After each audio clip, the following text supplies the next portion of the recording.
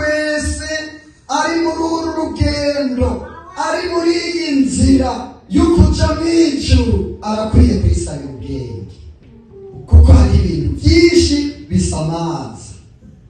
Nijoro abo twari kumwe hano naravuze nti nimubona ibi mu gihe kirenganye naragerageje kubyigisha ko nti ibi byuma ibi mubona ibi abantu baramaze kubimenyera, siko? Ibirabwa muri ibyo byuma baramaze kubimenyera, abantu nta bwoba bagifise, kuko ikigo nikigwanishwa kimwe Satani yatumye gukorera ngaha mw'isi.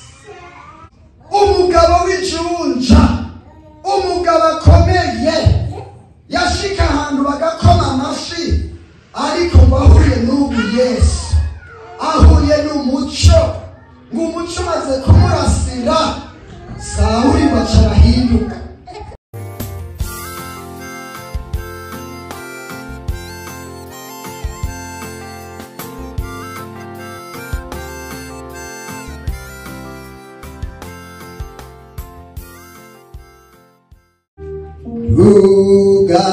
Ugasigeho gusenga, Yesu ntari kure yawe, hazoshitse ibyo yemeye, nibasenga azokwishura.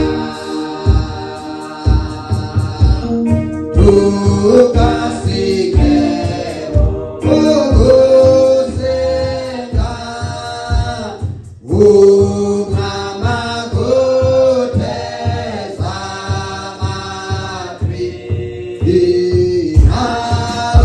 ntarubusaba akanacu, iyo ruha adukwemera.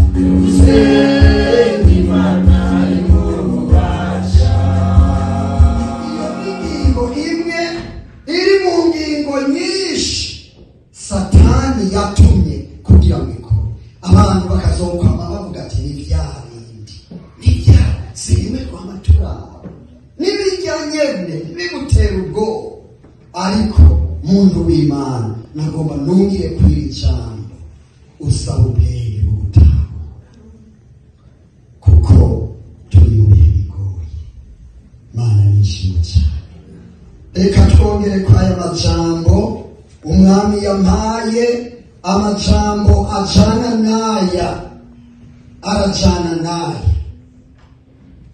Umutwe wayo amajambo uvuga ingene abantu bakunda umwiza kuruta umuci, ingene abantu bakunze umwiza bawurutisha umuci. Niyo yaya majambo twumvise. Abantu bakagomba ubwenge bw'iki, ubwenge butagira ikimazi, ubwenge bw'ubupfu bakarutisha ubwenge bukora, ubwenge bukwiye, ubwenge bwo gutahura no kumenya iby'Imana. Mana ishimwe cyane. Reka dusoma aya majambo y'Imana turabe uyu muntu w'Imana, uyu mwanditsi w'ubutumwa bwiza nk'uko bwanditswe na Yohana yagombye kuvuga. Mana ishimwe cyane. Dusome burya butumwa nk'uko bwanditswe na Yohana igice 3 n'amajambo tumenyereye, n'amajambo menyereye. Igice 3 ku murongo wa 16 niyo tugiye gusoma aya majambo, kandi ndumva ko nayongera ko n'ibindi, ariko kubera umwanya tugomba tugende n'umwanya, kuko umwanya nawo ni ubutunzi. Ukwiye kuwukoresha ku bwenge, tukawukoresha ku bwenge. Mana ishimwe cyane, kuko umwanya utakaje na gatoya, utakaje n'umunota umwe bisanzwe uba wishe ibintu byinshi. Muri uwo munota nagomba mvuge n'abakorera hariya ku marayini, nuko mwirayini umunota cyangwa umunota uzosanga ukoze ibintu bitari biki. None rero dukwiye gucana n'umwana. Dusome mu izina rya Yesu. Yohana, ubutumwa nk'uko bwiza nk'uko bwanditswe na Yohana, igice 3 ku murongo wa 16. Turasoma mu izina rya Yesu. Havuga ngo, kuko urukundo Imana yakunze abari mu isi, ariko rwatumye itanga umwana wayo w'ikinege, ngo umwizera wese ntapfe rubi, ariko ahabwe ubugingo budashira. Kuko Imana itatumye umwana wayo gucira abari mu isi urubanza, ariko ngo abari mu isi bakizwe nawe. Umwizeye ntazotsindwa n'urubanza, ariko utamwizeye aramaze gutsindwa, kuko atizeye izina ry'umwana w'Imana w'ikinege. Uko niko gutsindwa k'umuco waje mu isi, ariko abantu bagakunda umwiza kuruta umuco, kuko ibikorwa byabo ari bibi. Kuko ukora ibibi wese yanga umuco, kandi ntaza ku muco kugira ngo ibikorwa byiwe ntibihanwe, ariko ukora iby'ukuri aza ku muco kugira ngo ibikorwa byiwe biseruke ko byakorewe hehe mu bashengero ry'Imana, ko byakorewe he. Imana ibahezagire. Mwami Yesu, Mana ugororotse, Mana udukunda, Mana udahinduka, turagushimiye kubw'aya majambo. Aya majambo n'ayawe, mu izina rya Yesu niwe ugombye ko yavugwa. Turagusabye ongera ukore mu izina rya Yesu. Manyagura uyu mutima, uyu mwana umanyagurira ishengero, hanyuma rige rihage umwe wese. Wongere Mwami umwigishe, utwigishe dutahure ijambo ryawe ribirigwiriye muri twebwe. Urakoze ko byose ugiye kubikora, ni wewe musobanuzi mukuru. Tubisabye twizeye mu izina ry'Umwami wacu Yesu Kristo, amen. Amen. Naya majambo y'Imana shengero ry'Umwami, Umwami yashize mu mutima wanje kugira ngo twongere twibukanye kubwira ijambo ry'umuco n'umwiza. Mana ishimwe cyane. Aya majambo nuko yavuze Umwami Yesu iki gihe cyangwa icyo gihe yari kumwe n'umuntu umwe, yari yize amashuri akomeye, yari yarize iby'amategeko. Ubu nawe ngo nuko Nikodemu. Mana ihabwe icyubahiro. Hanyuma turabona ingene uyu Nikodemu yagerageje gusobanuza, nubwo yari afisubiriye ingene umuntu akwiye kubyara ubwa kabiri. Mana ishimwe n'amajambo meza mazima. Ariko icyo nagomba kuvuga muri aya majambo Yesu yavuze, Yohana yandika aya majambo, aravuga ngo kuko urukundo Imana yadukunze rwatumye itanga umwana wayo w'ikinege, kugira ngo umwizera wese ntazakore iki, ntazapfe rubi. Yesu ntagomba kupfa rubi. Yesu ntagomba ko dupfa rubi. Yesu ntiyabigombye. Ari mu ijuru arabona umwana w'umuntu ko agiye kuzobura, nuko ikimazi. Mana ishimwe cyane. Ariko Yesu acarita avuga ati nditanze nze gupfira umwana w'umuntu. Aca avuga aya majambo nuko ngo kuko Imana yatanze umwana wayo w'ikinege. Yesu yaratanzwe. Yesu yaratanzwe kubwawe nanje. Nico gituma aya majambo twumvise atubwiye ngo kuko Imana itatumye umwana wayo gucira abari mw'isi urubanza, kuri ujya murongo wa 10. Imana yatanze umwana wayo kugira ngo azacire imanza abari mw'isi, nk'uko abantu babigenza, nk'uko twebwe tubigenza.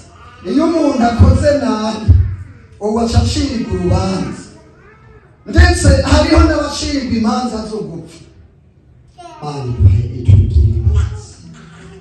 Aya niyo majambo numva twosangira muri uyu mwanya, amajambo yo kugira ubwenge.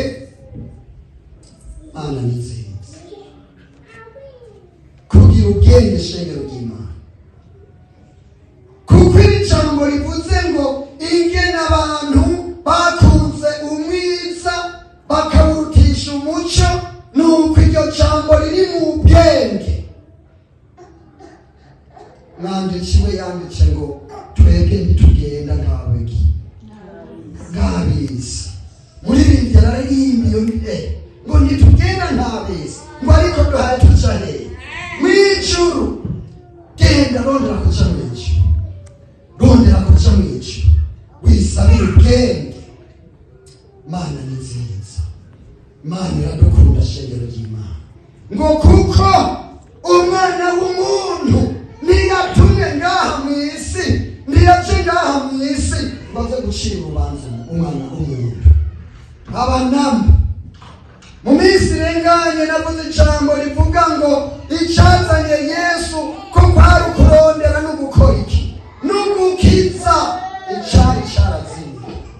We yaje kurondera icyari cyarazimiye. Mana ni nziza, Mana ishimwe cyane. Hanyuma navuze ntisinkeneye kubandanya kuko tugomba tugende n'umwanya.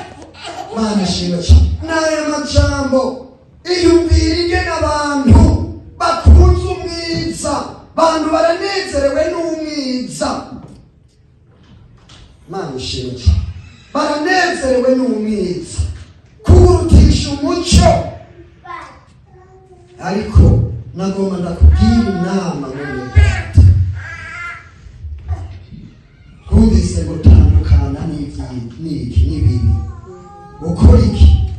Ibyiza tandukana n'uwo mwiza, winjire mu muco. Twumvise ijambo ry'Imana mu buryo bw'indirimbo. Hariho umugabo akomeye, umugabo umwe ahambaye, ubu ngo Sawuli, ngo umunsi umwe ahayagenda, siko ngo ahayagenda ngo acahura n'umuco w'Imana wa Yesu.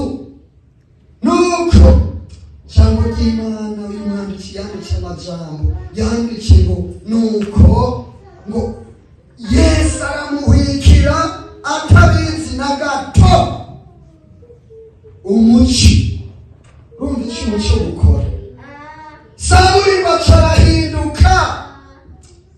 Nakunze kuvuga nti icyo gihe ababibonye bakabishingira intara nibo babizi. Wewe nanje ntabyo tuzi ibyabaye kuri uyu Sawuli, ingene Sawuli yaguye bukumbi, umugabo w'ijunja, umugabo akomeye, yashika ahantu bagakoma amashi. Ariko ngo ahuye n'ubu Yesu, ahuye n'umuco, ngo umuco maze kumurasira, Sawuli baca arahinduka. Mana ihabwe icyubahiro. N'ayo majambo y'Imana shengero ry'Umwana, nakugira inama utandukane n'ikibi,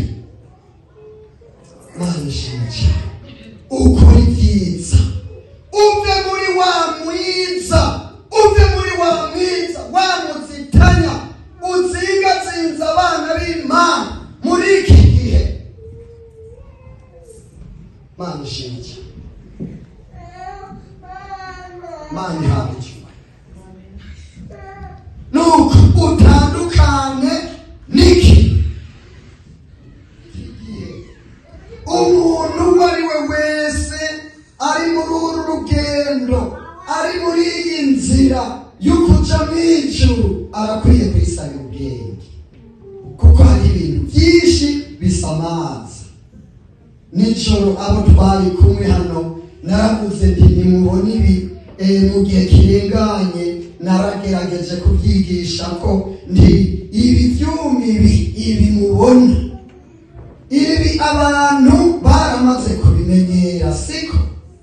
Ibirabwa muri ibyo byuma baramaze kubimenyera, abantu nta bwoba bagifise,